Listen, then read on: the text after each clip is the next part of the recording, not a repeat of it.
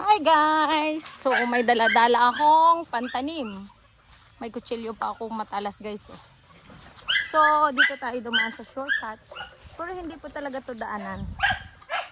Shortcut lang namin to para mabilis makapunta sa lupa ng kapatid ko. Excuse me po, padaan. Ayan. May dala-dala tayong pantanim guys. So sorry sa aking camera na magalaw. So yan na nga, papunta tayo sa aking new project. Ganda ng paligid guys. Kita nyo yan? Lahat ng nakikita nyo guys. Akin yan, di joke lang. Nakikibidyo lang. Nandito na tayo. O diba, ang bilis natin. Nandito na tayo guys sa aking new project. Aray ko, ang putik nun. Ayan. So, ang bigat pala nito kahit ilang piraso lang guys Ang bigat nito ng aking dala.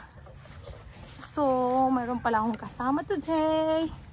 Ayan, susunod pa lang si Balanski. So, andito na si Paring Edsel. Malinis na agad.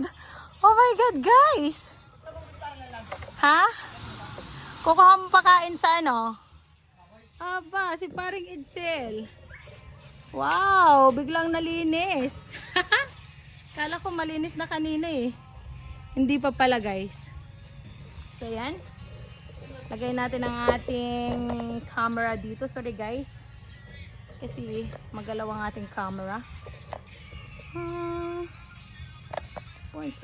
Ayun. Ayan guys.